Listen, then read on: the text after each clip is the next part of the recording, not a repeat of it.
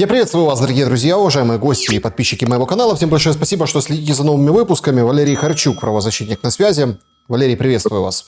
Добрый день. Добрый день.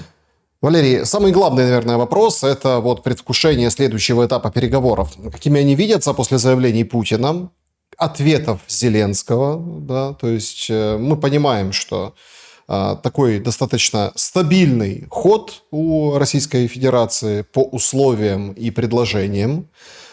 Плюс добавляется оттенок нелегитимности Зеленского, ну или как бы нелегитимности подписи Зеленского. Даже встречаться с ним в принципе готовы, но подписывать он вроде как ничего не может. Об этом вот 3 дня последние говорит Путин в рамках международного форума в интервью. В общем, Зеленский отвечает, что 3 срока последние нелегитимен Путин, да, и вроде бы как, ну, собственно, точек соприкосновения больше не стало. Но время-то идет. Какие перспективы переговоров видите вы сейчас? И ожидает ли нас нечто новое ввиду, ну, такого перешедшего уже в затяжной конфликт ирано-израильский на Ближнем Востоке, ввиду отдельных торгов по этому направлению между Россией той же и Соединенными Штатами Америки? Это новость о том, что Россия как бы не то, что там в ультимативной форме, но не рекомендовала Трампу ввязываться в войну непосредственно. Украина уходит на второй план медийно, но да, то есть все же ждут каких-то решений и дальнейших действий по завершению российско-украинской войны. Ну, смотрите, ожидать... Ну, что касается легитимности сторон, они, конечно же, ее определяют, безусловно, сами. Это ихние переговоры 2 сторон. И только, собственно, стороны, сев за стол переговоров, определяют полномочия друг друга. При таких обстоятельствах, в принципе, сами по себе переговоры являются в какой-то степени нонсенсом, и стороны сами определяют легитимность и, скажем так, силу подписания того или иного документа. Если один президент и другой заявляют, что они считают непосредственно президентов нелегитимными, то они могут передать эти права и полномочия, ну, каким-то своим представителям. Или парламенты государств могут это сделать. То есть в этом проблемы нет. Проблема больше в другом, в том, что они объявляют друг друга нелегитимными, обмениваются взаимной антипатией и таким образом заходят относительно основного вопроса, что касается войны, переговоры в тупик. Мы видим, что стало модным на этих переговорах обмениваться какими-то гуманитарными вопросами. Ну, то есть идет обмен пленными, активизировался, обмен погибшими. То есть вот эти вопросы стали разрешаться динамично, это такие жесты доброй воли. А что касается приостановки ведения боевых действий, вот в этом направлении совершенно ничего не делается. И самое главное, ничего не делается в части разрешения гуманитарных вопросов. Нанесение ударов по густонаселенным жилым массивам. Мы не видим ни параграфа такого. Мы, к сожалению, видите, как в 21 веке мы, наверное, уже думали, что такого рода переговоры вообще будут проходить в неком онлайн-режиме, что было бы правильно, чтобы ни одна сторона не могла манипулировать. Ну, к сожалению, наш политикум еще до этого не дорос. Вот. Что касается Израиля-иранской войны, как раз-таки Украина стала в данном случае разменной монетой, очевидно, с точки зрения администрации президента Соединенных Штатов Америки. Он, собственно, его поведение демонстрирует то, что он, значит, развязывает руки, на мой взгляд, Путину в Украине, а, соответственно, тот не вмешивается в ихний конфликт, в подавление иранского режима. Вот так, если кратко, складывается такое впечатление. По-моему, оно весьма очевидно, и непосредственно риторика президента Соединенных Штатов Америки, она прям вот таки бескомпромиссно об этом свидетельствует, о чем я сказал. Ну так развязывает руки для чего? Опять-таки, фраза Путина о том, что мы не хотим капитуляции, мы хотим, чтобы было признание реалий на земле, как это переложить на юридическую, социальную и политическую плоскости? Ну, о признании реалий на земле, прежде всего, смотрите, вот российская сторона об этом заявляет, декларирует, а на самом деле претендует же на территории больше. То есть российская сторона претендует извиняюсь, российская сторона претендует на территории, на которых еще нет вооруженных сил Российской Федерации. Тем не менее, они заявляют об областях и областных центрах, на которые они претендуют. Поэтому они сами не хотят реалий на земле.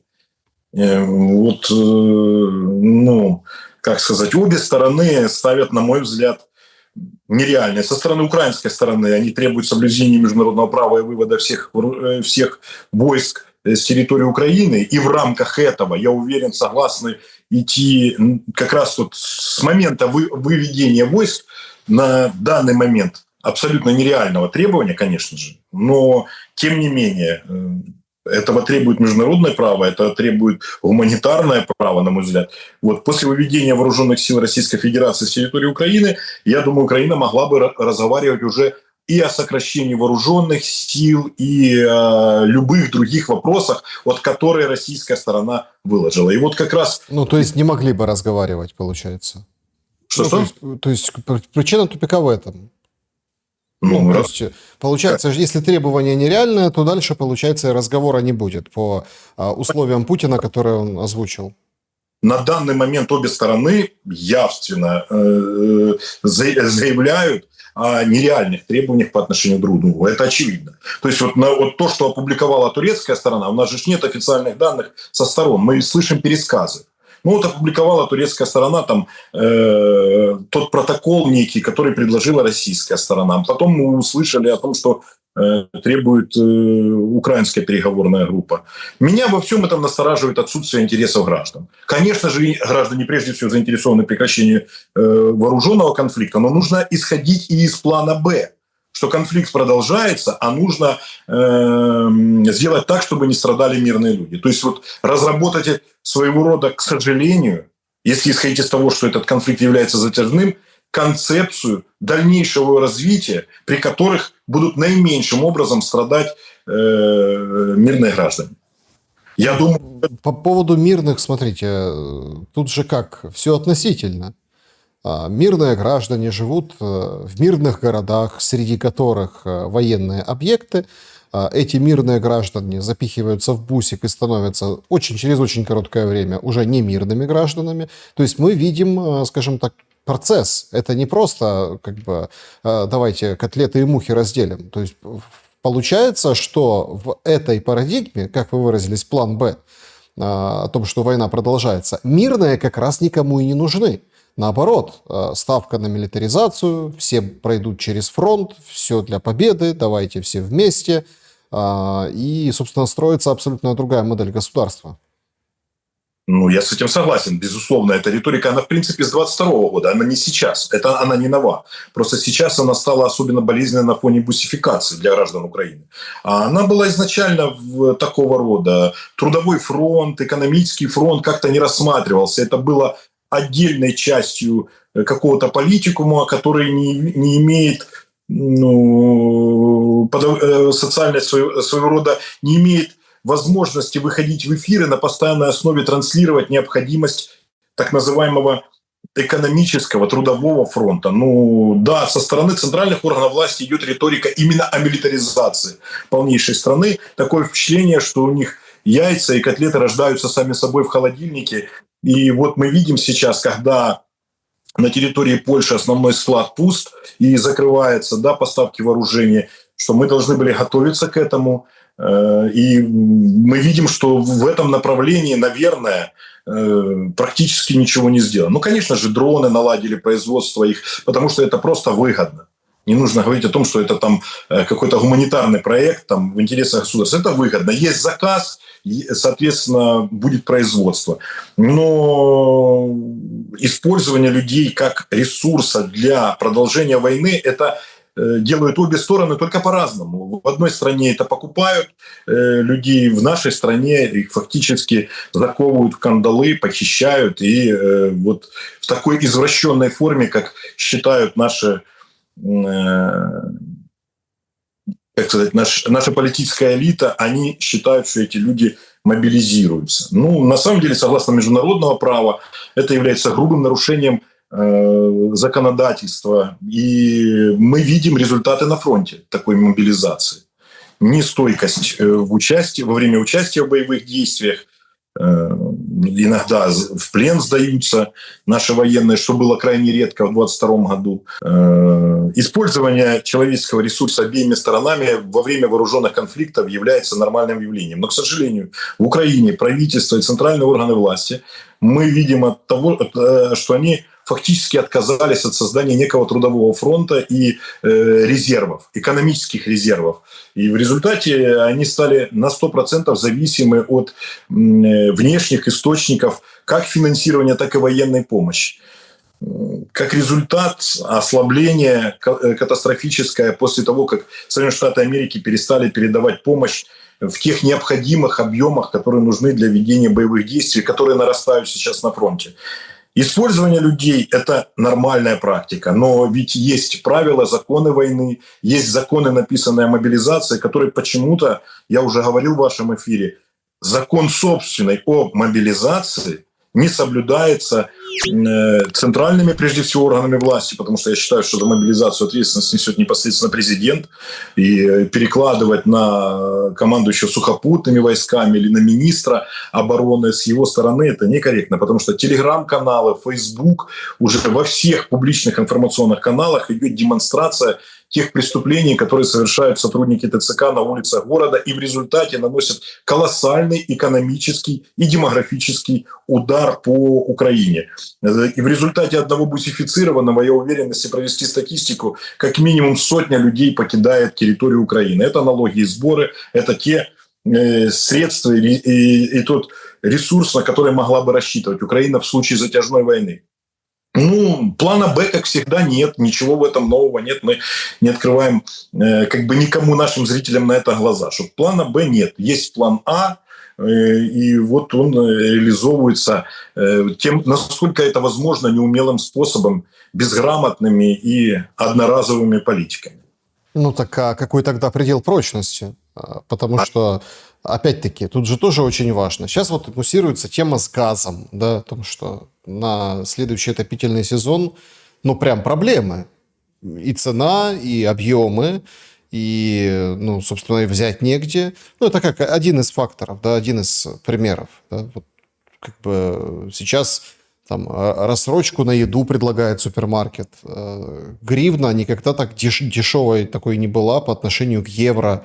То есть мы параллельным курсом видим, что пока лето, да, проводятся такие какие-то моменты, которые серьезно ударят по карману уже осенью.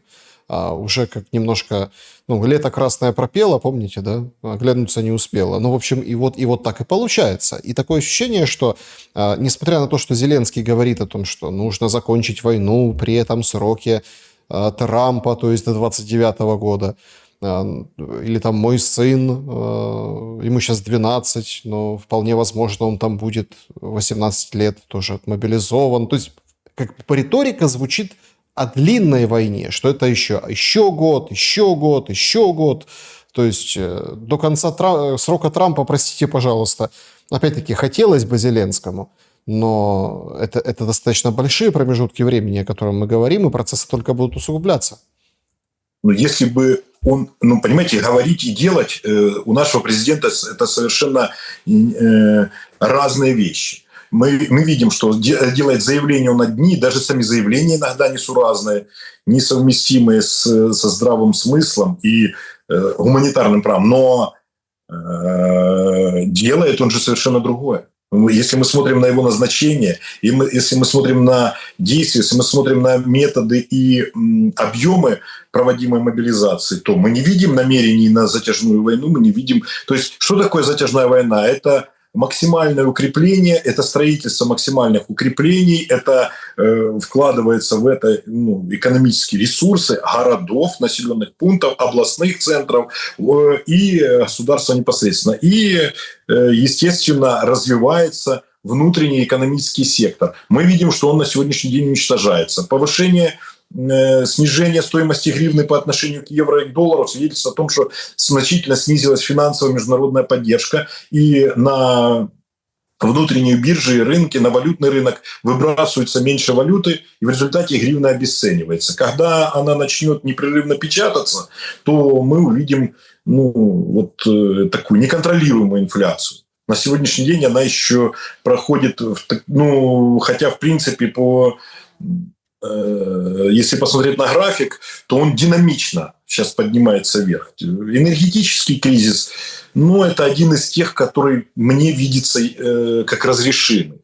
Потому что все-таки есть сжиженный газ, все-таки он будет приобретен, все-таки еще есть партнеры в Европе, которые смогут обеспечить Украину газом. Хотя мы видим тревожное заявление, что не хватает 5 миллионов кубов в хранилищах, которые уже должны были быть закачаны к следующему отопительному сезону. О каком отопительном сезоне может идти речь, когда должна быть многовекторная политика в цели. Если у нас основным потребителем стали не предприятия, а теплоэлектростанции и газовые котельные, в зимний период времени потребителями газа стали основными, значит, должна проводиться децентрализация, которая нам с вами хорошо знакома, и нужно дать людям возможность и разрешение устанавливать дома индивидуальные источники тепловой энергии. Вот и все. То есть нужно дать возможность, максимальную свободу нужно дать населению, чтобы они смогли подготовиться к тяжелой зиме, раз им известно о дефицитах. Вот этих действий мы не видим. То есть запрет на установку индивидуального отопления существует, с одной стороны. То есть если вдруг попадут в ТЭЦ и ее разрушат, а мы видим, заново наносятся удары по энергетическим объектам. Да, и если это будет 800 шахедов, как везде эта информация, публикуется, то и уже начали наносить по энергетическим объектам, то, соответственно, осенью они будут активно наноситься, эти удары, для того, чтобы склонить к нашу сторону, как я считаю, к довольно-таки неприемлемым, условиям, на которых настаивает Россия. Неприемлемые не с точки зрения даже территориальности на земле, а там ряд факторов. Например, русский язык? Нет, русский язык у нас записан вообще-то в Конституции. Я не понимаю, о чем идет речь.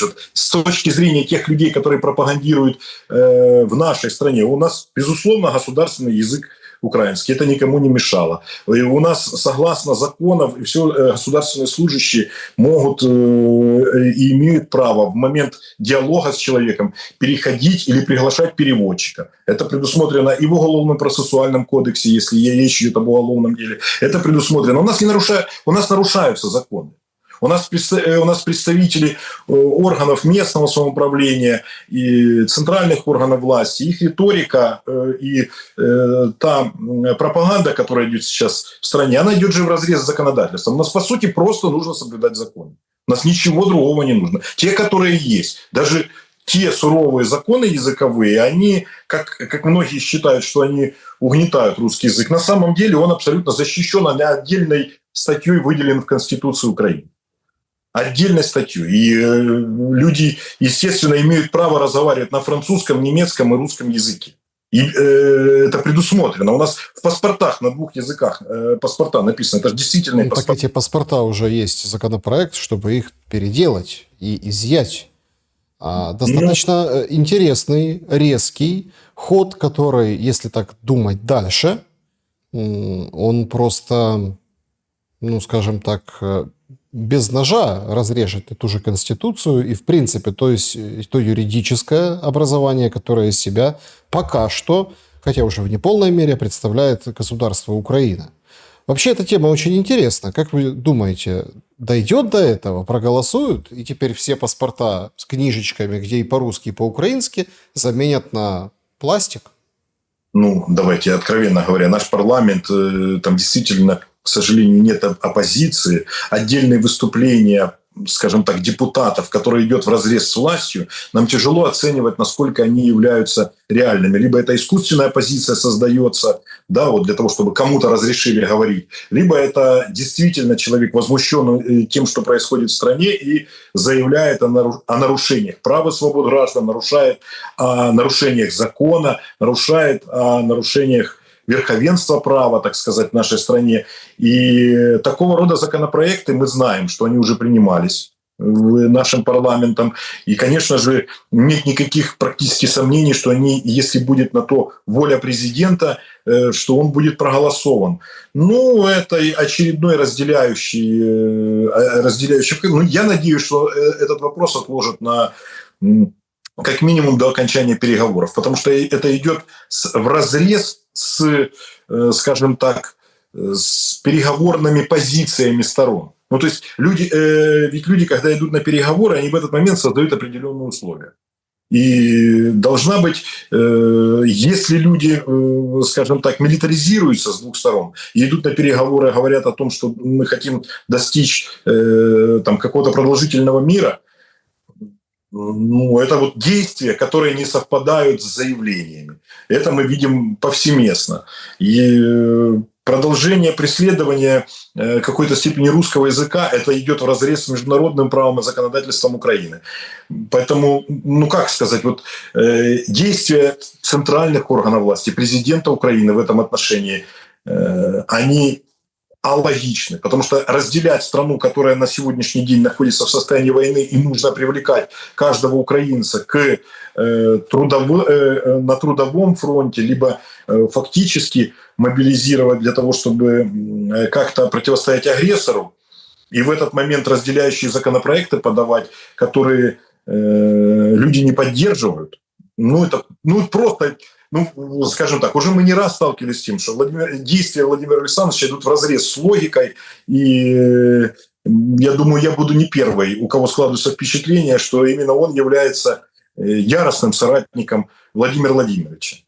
Вот. Ну, для меня лично, каждое его действие, оно фактически совпадает с требованиями президента РФ. Ну, то есть вот он говорит о том, что, значит, вот он будет защищать русский язык, а здесь мы будем ущемлять. Оно в какой-то степени фактически вот, ведь это не игра в песочнице, где я буду делать тебе назло. Это серьезное дело. Ну, давайте проведем... Такого рода вопросы решаются просто. Нужно спросить у народа. Ну, давайте проведем референдум электронный, как раз опробуем систему накануне выборов. Ну, вот давайте... Вы считаете, что выборы пройдут в электронном варианте? Ну, с 90% вероятностью я считаю, что да, они будут проходить в электронном варианте, если мы хотим, чтобы приняли участие не столько даже военные, потому что они могут посредством ротации, если выборы растянуть на неделю, да, принять участие фактически посредством бюллетеней. А чтобы приняли участие в голосовании люди, которые находятся за границей, это порядка 10 миллионов украинцев. Так а нужны они или нет? Вот у нас человек, который занимается украинцами за границей, сейчас непонятно, вернется в страну или нет из Вены. Чернышов, вице-премьер. Это впервые такое. То есть даже если он вернется и все замнут, немножко так утихомирят, но это все равно прецедент. То есть даже тень того, что он может сбежать, человек на такой должности, человек из кабинета министров, это очень серьезный и тревожный симптом для государства. Ну, честно говоря, смотрите, вот давайте там. У нас уголовные дела на топ-чиновников возбуждались неоднократно. И тем не менее, они находились на территории Украины. Ну, тот же Медведчук, да?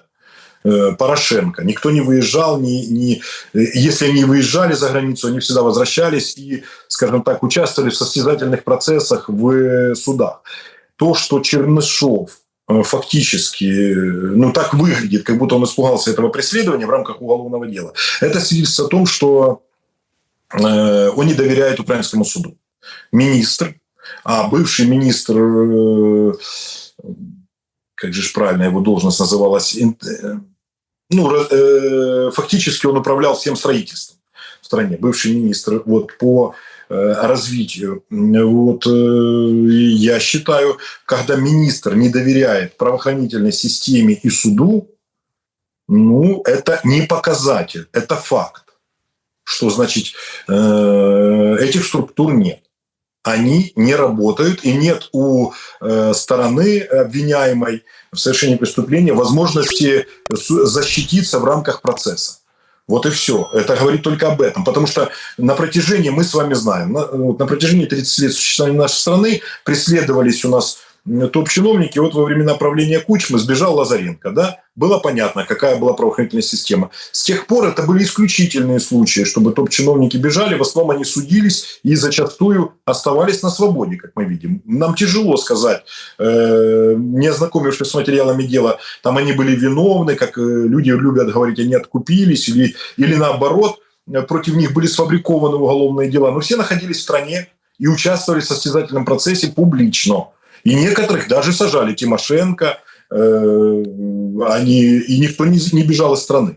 Вот то, что сейчас топ-чиновников из окружения Зеленского покинул государство и отказывается возвращаться, и, возможно, с ним ведутся переговоры, вы правильно догадываетесь, потому что это действительно катастрофа, которая может развиваться уже на международном уровне, снизится значительно доверие к президенту Зеленскому и его администрации, так как отсутствует правоохранительная система. Исходя из его отказа возвращаться, речь идет именно об этом, и даже меня это насторожило, я вам скажу. Я переосмыслил, я человек, который все время судился и всегда выигрывал против государственных органов власти. Меня данный поступок министра очень насторожил и напугал, как правозащитник. Значит, как это? Значит, есть причины, значит, да, то есть все значит, не так чисто, раз вот такое поведение. Ну, мы посмотрим, вернется или нет с командировки Чернышов. Тут же другой момент, и очень такой важный аспект. Вот очень важный аспект. Нюансик, я бы сказал.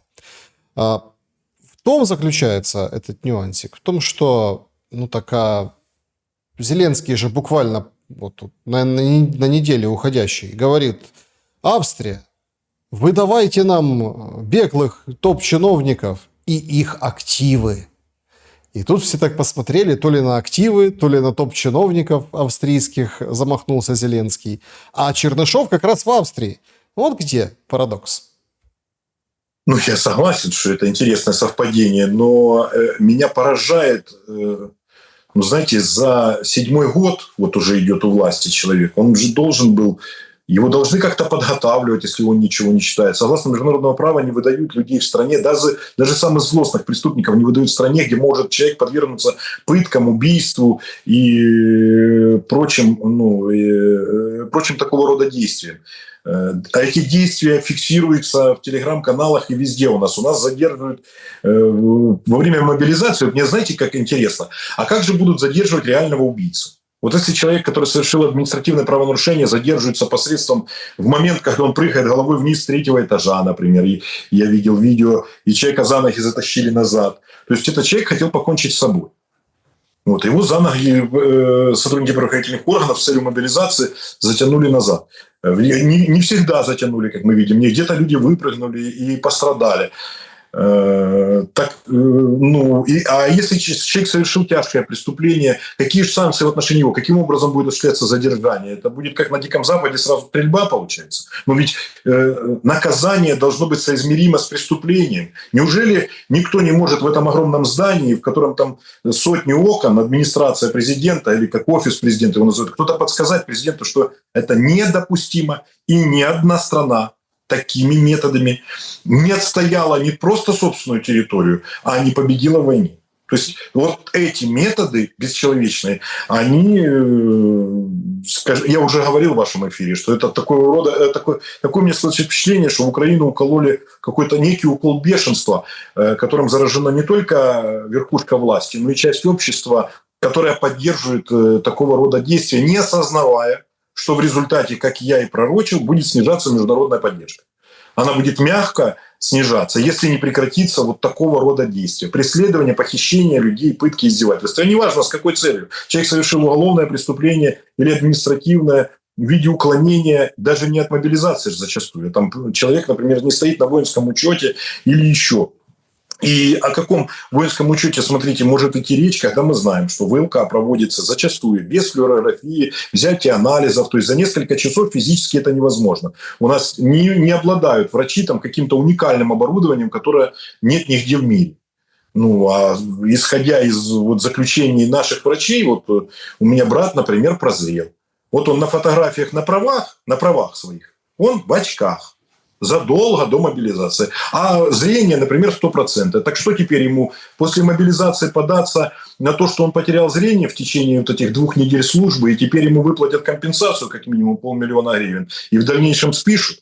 То есть вот действия конкретные, о которых мне известно, не надуманные, не российское ПСО, а кинули его супругу, инвалида, с титаном в позвоночнике, с разрушенного и разграбленного города Рубежного, кинули посреди Харькова города. Ну, вот он ее вез в больницу, и его вытащили с машины, похитили, а ее бросили на улице в незнакомом городе, при том, что у них там нет постоянного места жительства. Они несколько раз меняли по территории Украины место жительства. Вот, это пытки. Это издевательство не только над непосредственно пострадавшим и похищенным, но и над лицом с инвалидностью. Так сказать, такого рода действия будут иметь резонанс, будут иметь отрицательные, скажем так, международные последствия для Украины. Ведь об этом, с чего вы взяли, что мы должны об этом молчать?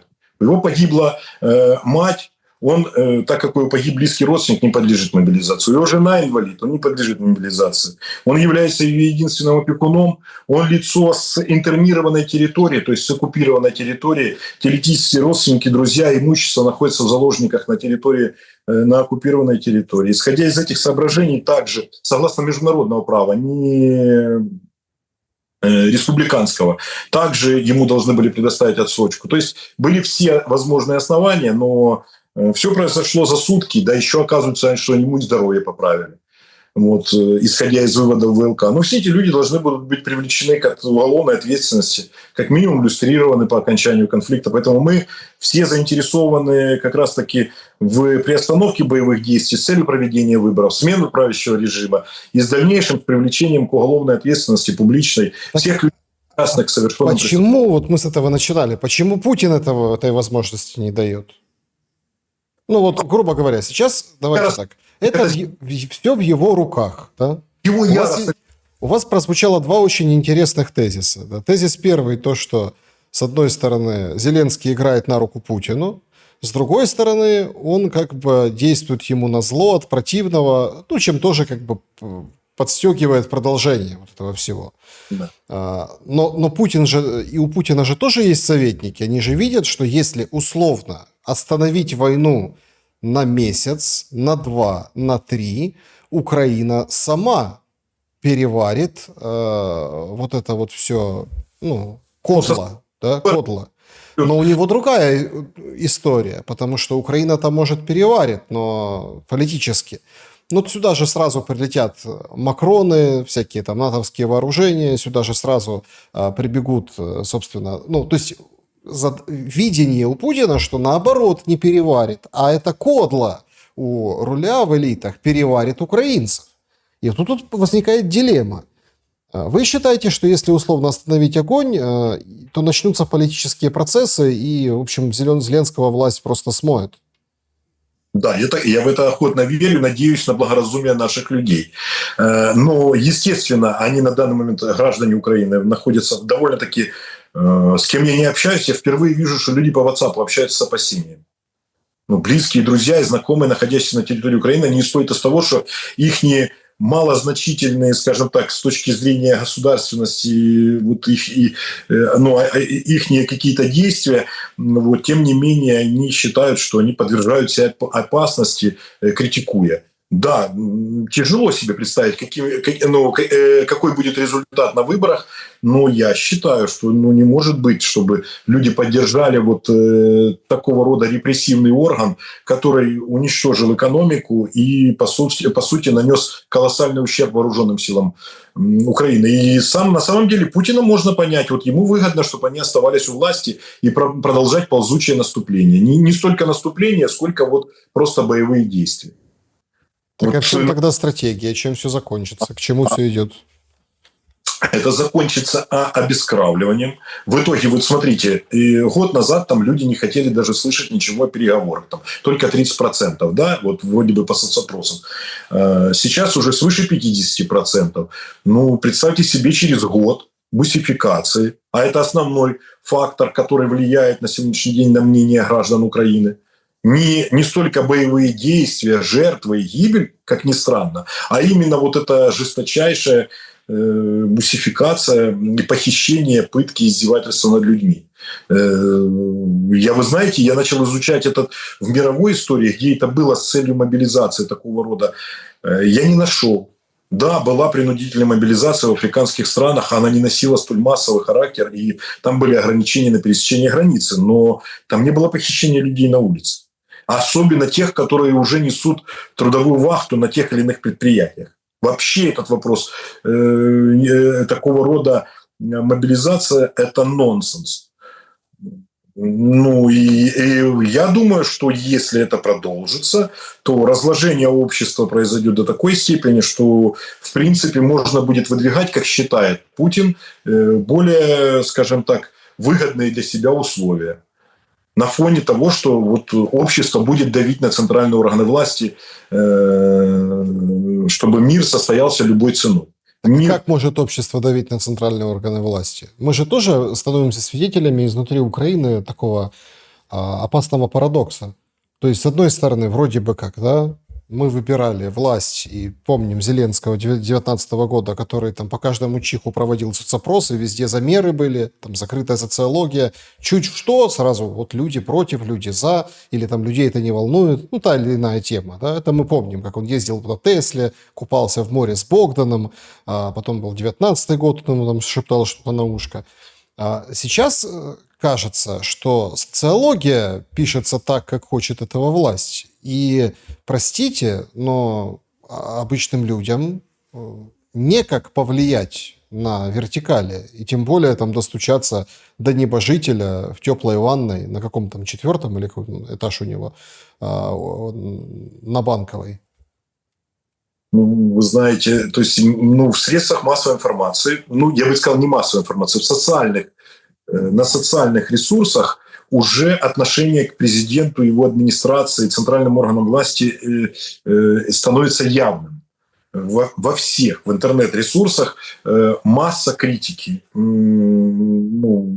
в скажем так, в экономической политике, военной, везде все, скажем так, я уже не знаю ни одного реального блогера, который бы не финансировался за счет ЮНИСЕФ, чтобы он поддерживал действующий режим, будем говорить так, действующий режим правовой, в котором находятся граждане нашей страны. Поэтому я думаю, что если это продлится еще на протяжении года, просто люди могут утратить этот страх. Вы знаете, сейчас они находятся в страхе, а когда им нечего будет терять, там последние законопроекты, которые разрабатываются, там фактически продолжение всевозможных репрессий, экономического давления, ведь и на граждан Украины продолжается, я думаю, страх будет утрачен. И это будет катастрофой для режима. Они могут закончить вполне так же, как и Чаушеску.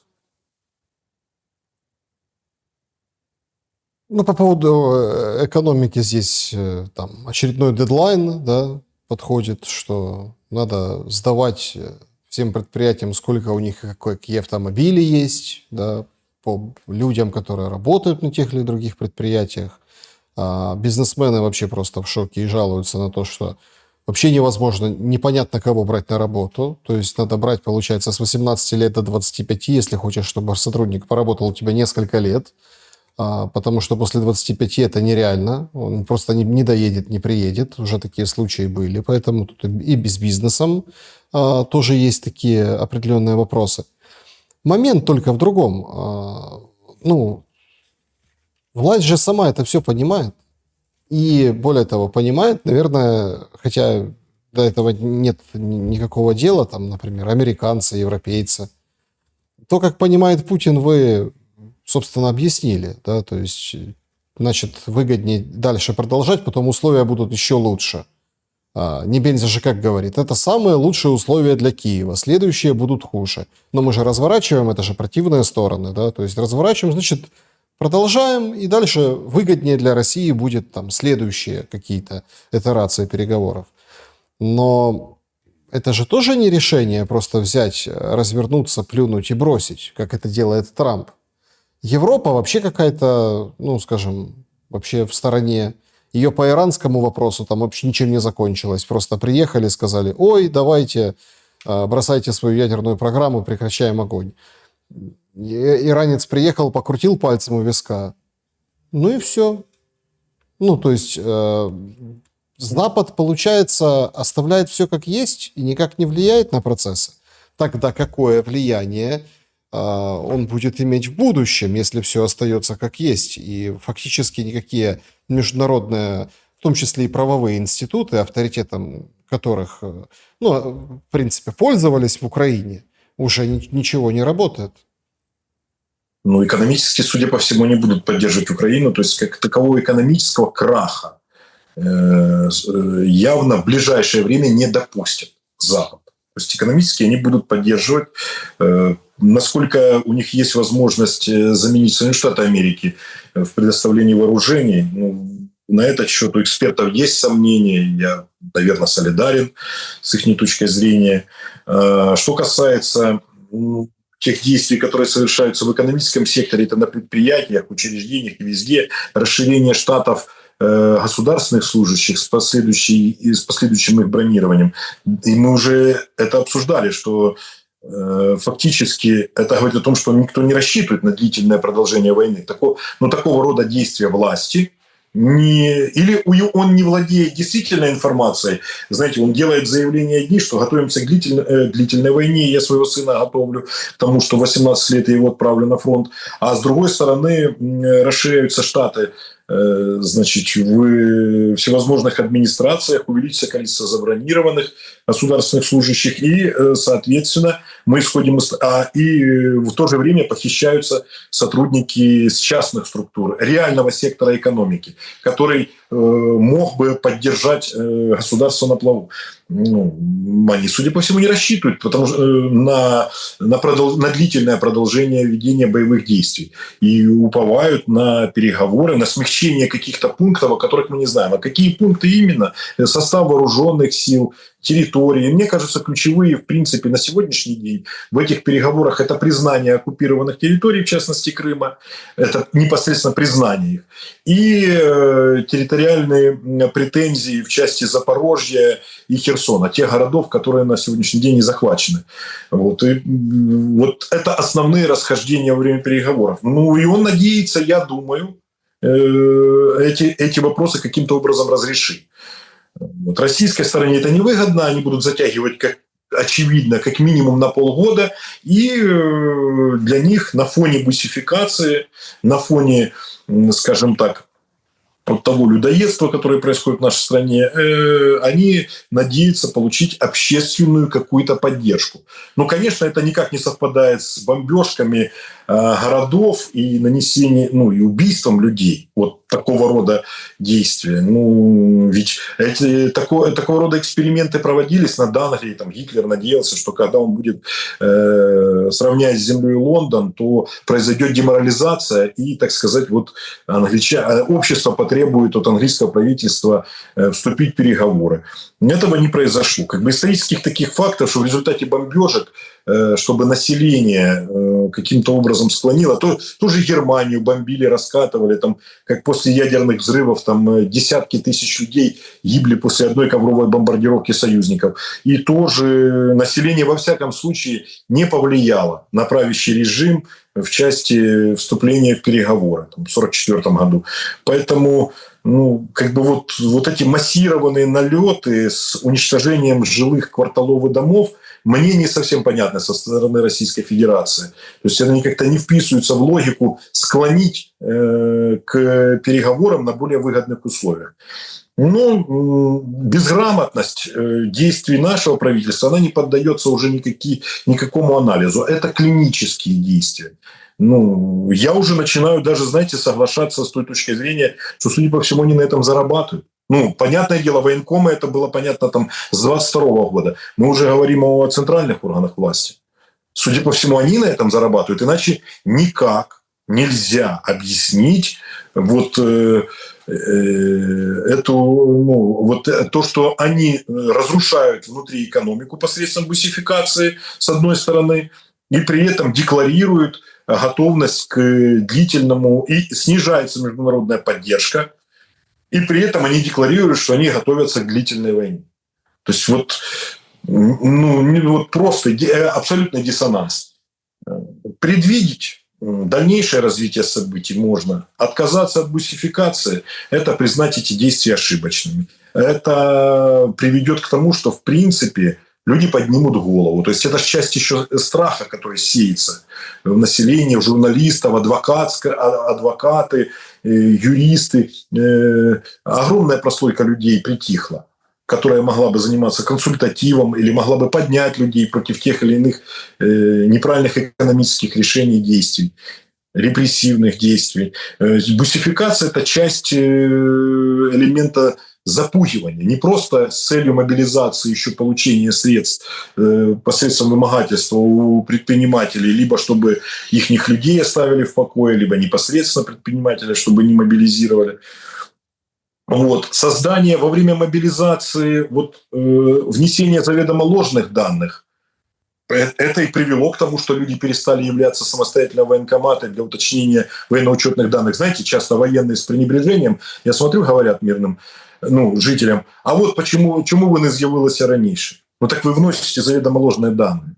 Вот у этого военного спросить, ты будешь нести ответственность за внесение достоверных данных в военно-учетное дело? Ты понесешь ответственность, деятель? Если там указывается ложь, у человека указывается стопроцентное зрение или что он полностью здоров в тот момент, когда он не здоров.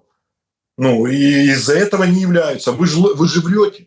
Вы же не находитесь на войне с собственным населением, что, кстати, запрещено Конституцией Украины. Это на войне можно надеть, так сказать, эту форму маскировочную, обманывать противника, вводить его в заблуждение каким-то образом, что-то кинуть, с другой стороны зайти. Вот такого рода какое-то поведение складывается по отношению к мирным жителям. Обман посредством звонков через Авторио. То есть какая-то война. Они затеяли какую-то войну с целью вымогательства, похищения. А в некоторых случаях, это клинические идиоты верят в мобилизацию. Это просто, клинический идиотизм, потому что верить в мобилизацию человека изнасилованного, избитого и подавленного может только клинический идиот. Да, я знаю, что подавляющее большинство, я смотрю статистику, 90% мобилизированных действительно не пишут жалобы.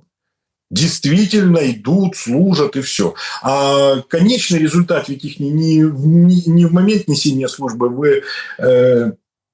в учебке, а уже когда он находится на выполнении боевого задания. А вот тут они проявляют себя не с лучшей стороны. И это же основная задача, которая ставится военным руководством. Эти люди не способны выполнить эти основные задачи. Либо они их рассматривают совершенно по-другому. Если они расценивают этих людей, принудительно мобилизированных, что каждый из них на себя заберет вражеский дрон, просто. Это еще один элемент преступления международного, на мой взгляд, который совершается, так сказать, режимом. Я убежден, что понесут ответственность. Все причастные к этому лица. И напрасно они думают сейчас, что им удастся скрыть все совершенные преступления. Они ведь как судили тогда Гаагский трибунал? По косвенным признакам. Вы были в органе, который этим занимался. А написали ли вы заявление в правоохранительный орган о том, что он скажет, я не причастен, вы работали в орган, а вам известны эти факты, а вы доложили об этом руководству, так руководство к этому и причастно. А вы доложили в правоохранительный орган, а вы доложили в такой правоохранительный орган. Исходя из этого... Подождите, о каких правоохранительных органах идет речь, если все они сейчас действуют в спайке? Вы же видите этот трэш, когда полиция, которая, по идее, должна защитить человека, и человека ему ударили машину. Он вызывает полицию, звонит ДТП. Приезжает полиция, оформляет ДТП. Почему он это делает? Потому что он рассчитывает получить какую-то страховку, да, что если кто-то нацепил, может подрихтовать это, крыло, фару поменять, еще что-то. Ему нужен протокол, да, для страховой, чтобы получить какую-то деньгу, чтобы ущерб как-то возместиться. Они приезжают, смотрят по базе, он там где-то светится, галочка не стоит, тем более, что это после там какого-то там июня, да, уже, ну, в общем, успел, не успел перепройти, неважно. И начинают его вязать. Он говорит, так я ж вас вызвал, полицейских. Без ТЦК, без никого. Военкомы без полиции крутят. Полиция без военкомов крутит. Крутит полиция и военкомы вместе. А в Запорожье уже появляются какие-то эти волонтеры ТЦК, которые тоже там смотрят, ты в розыске, и давай. Не пойми кто вообще, сотрудники, не сотрудники, без опознавательных знаков. Все, ты в розыске. То есть вы понимаете, что эта машина раскручена до очень больших пределов, больших оборотов. Это очень много людей в системе. Нам там говорили 110 тысяч, я помню, да, ну, в ТЦК. Добавить сотрудников правоохранительных органов, сотни тысяч в этом задействованы патрульные полицейские, основное бремя несут. Как, насколько мне известно, задействовали сейчас сотрудников службы безопасности. И вот вы говорите, некие общественные активисты. Кстати, обращаю ваше внимание на то, что в этом задействованы зачастую не сами сотрудники ТЦК, в самих захватах и похищениях. Они находятся в офисах и делают бумажную работу. А вот этим захватами и похищением занимаются рота охраны. То есть, которые вообще никакого юридического отношения ни к ТЦК, они рота охраны, ну, они просто охраняют этот объект. Вот. И они вот часто говорят там, что вот я служил там-то, я там раненый, и вот он находится в роте охраны и занимается беззаконием человека, считает, что именно это он защищал. Ну, честно говоря, диву даюсь. Вот я повторю еще раз, складывается впечатление, что в страну укололи укол бешенства. Ведь на самом деле все можно было произвести абсолютно цивилизованно, если бы правоохранительная система качественно работала. То есть отказывается человек, привлекается к уголовной ответственности. Так вот, и это можно было бы массово наладить, делать. И самое главное, с другой стороны, пропаганда несения службы в вооруженных силах Украины, достойная компенсация при заключении контракта. И этой проблемы нет и не могло бы быть. Но органы власти выбрали другой путь. Они пошли по пути, скажем так, африканских. В Европе, включая Чаушеску, Милошевича, я вот изучил их исторический опыт, ничего подобного не было. Было запугивание мирного населения военными, мол, те придут, вам станет хуже. Это, кстати, состав преступления. Я обращаю ваше внимание на то, что я обращаю внимание чиновников, согласно международного права, заявление о том, что кто-то придет и вам будет хуже, с целью невыполнения социальных обязательств в отношении собственных граждан в этот момент. Вот я не буду делать вот это, потому что терпите, а если те придут, будет еще хуже. Вот это было в составе, в Гаагском трибунале, это было в составе, как отдельная составная часть, за которой там добавляли от 3 до 5 лет. Обращаю ваше внимание на то, что такого рода заявления в момент с целью мобилизации, но моральной населения, это можно делать. То есть вот враг идет, вот они там совершают какие-то преступления, но при этом ты выполняешь все социальные, так сказать, свои обязательства. И не требуешь от людей что-то терпеть. А если ты требуешь от людей терпеть или отказаться и переподчиняешь их таким образом себе посредством страха и запугивания, то это уже является преступлением, между прочим. Об этом многие не знают. Я вижу в окружении президента, они просто настолько публично иногда делают заявления в средствах массовой информации такого рода, не отдавая себе в этом отчет, что наступит день и час, и будет проведен анализ. На фоне того, как они поступили с переселенцами, это подчеркиваю, не переселенцы, а мы интернированные люди с оккупированных территорий, которые находятся в Украине, как они поступили с ними, судов они не миновали бы даже в случае победы Украины. Даже если бы они до Урала дошли, все равно были бы суды над всеми фигурантами, которые бросили людей, согласно 136 статье, оставление человека в состоянии, когда угрожает опасности его жизнью и здоровью. Фактически не разместив нигде людей, не поселив, не предоставив им временного жилья, не предоставив алгоритма компенсации. Конечно, компенсация, согласно международному опыту, может быть и через 5 лет после войны. Должен быть алгоритм, у человека должна быть ясность. Он должен понимать, что он признан жертвой вооруженной агрессии или конфликта, что его ущерб, значит, засчитан, что вот у человека должна быть ясность и понимание. Если государство заняло позицию, что вас для нас не существует, вот, например, удар по Киеву, разрушены дома, квартиры. Мэр Киева там делает заявление, что мы сейчас будем выделять какие-то средства с бюджета на помощь пострадавшим. Ну, элементарную помощь, там сейчас небольшие, не прям восстановление еще. На данный момент таких проектов решения я не видел. Ну, вот на помощь.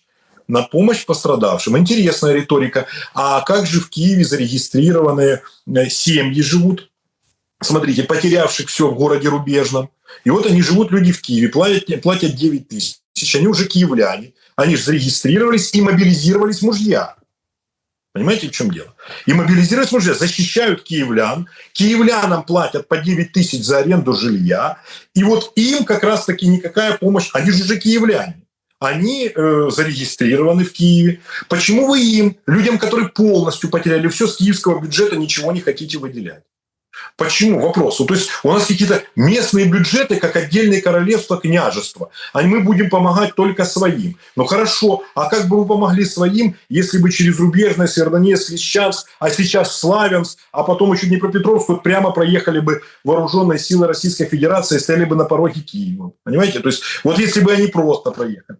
Ну, нельзя занимать такую деструктивную позицию. Каждый город, у них зарегистрировано какое-то количество ВПО, и они обязаны вместе с пострадавшими жителями своего города всем оказывать пропорциональную поддержку. Того требует прежде всего республиканское законодательство. То есть о законодательстве в Украине в части гуманитарных вопросов говорить не приходится. Либо вы говорите, что мы не оказываем помощь никому, и вот мы создаем фонд, и всем будем, мы сейчас регистрируем, но на данный момент все на фронт, все для войны, все для этого. Тогда понятно. Но если города оказывают помощь своим так называемым жителям, так у них такие же свои и временно перемещенные, как они используют в риторике, хотя это лица, пострадавшие от Росагрессии. Вы тогда, подождите, вы тогда объясните, с какого рожна бюджеты выделяются на Северодонецк, Лисичанск, Мариуполь, Волноваху, военно-гражданские администрации создаются?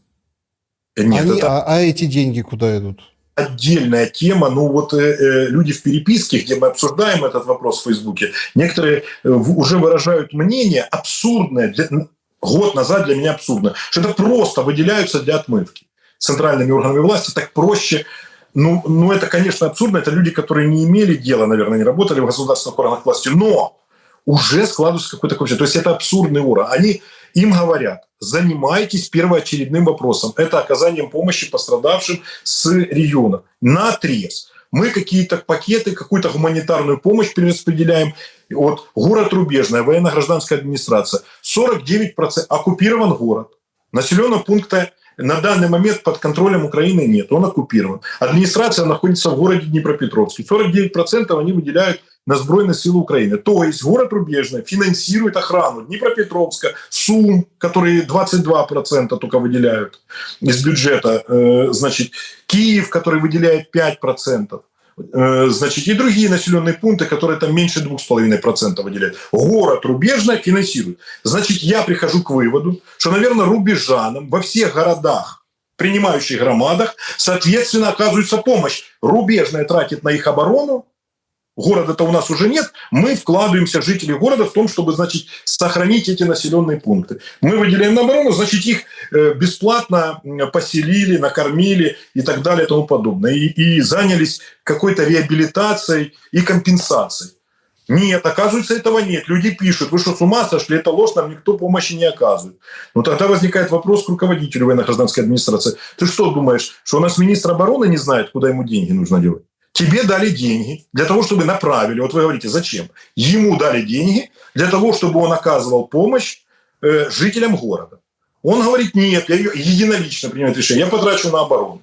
Но тогда, если проведи переговоры с мэрами городов, чтобы те оказывали помощь жителям города, ну, следуя логике. Нет, он этого тоже не хочет делать. Причем, подчеркиваю, не хочет. Не может, не знает, а не хочет. Об этом свидетельствует последнее совещание Кировоградской ВЦА, где предложили от 3 до 4 объектов передать для проведения ремонтно-восстановительных работ в Кировоградской области, для того, чтобы предоставить жилье временно перемещенным лицам. Ну что вы думаете, когда Анатолий Рыжков, наш с вами земляк, там указал на то, что за последние 3 года на содержание военно-гражданской администрации, не на содержание, а в общем было выделено свыше 10 миллиардов, а это на всякий случай, если приобрести землю за эти деньги, это 400 тысяч гектар в Украине. Это пол-Луганской области. Вот купить просто можно было за эти деньги. И мы говорим, что в стране нету денег, охотно верится. А кому-то можно было бы выдать компенсацию земельным участкам. В Украине, в Германии 85 миллионов населения. И там сейчас продается земля. Страна в половину меньше Украины. Украина в 2 раза больше. С целью и мобилизации населения. С целью и мобилизации могли бы дать людям компенсацию. Потому что когда дали человеку землю, ему есть что защищать. Вот у человека нанесен ущерб 50 тысяч евро. Дали ему 100 гектар земли. Все, государство компенсировало. Ваучер хотя бы дать на 100 гектар земли, бумажку, черт побери. Даже в 90-е годы политики додумывались, как выйти из той или иной сложной ситуации. Здесь 3 года откровенного морального, физического издевательства над людьми.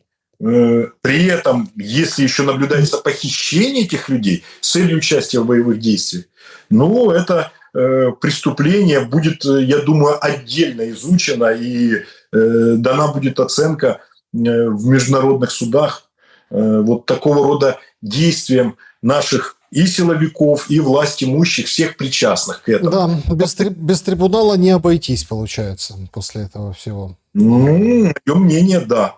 Мое мнение, да. И вот подчеркиваю, что Путин своими действиями, наращиванием агрессии, тяжело, конечно, мне расценивать все, что в голове у этого человека, но он таким образом в какой-то степени поддерживает действующий правящий режим в Украине. Он таким образом именно осуществляет поддержку. Приостановив боевые действия, вы правильно сказали, в ходе проведенных выборов, я убежден, я надеюсь, что я не ошибаюсь просто, я убежден, что люди бы, конечно же, избавились от этого режима, да еще и потребовали после его падения как раз-таки проведения трибунала и привлечения к уголовной ответственности. И тогда бы Владимир Александрович Зеленский вспомнил бы свои слова о выдаче с Европы, когда он сам бы там находился, чтобы выдали, так сказать, ему бы напомнили вот эту риторику. Но это была бы совершенно другая Украина, в которой людей, которые совершили там те или иные преступления, не пытали, не избивали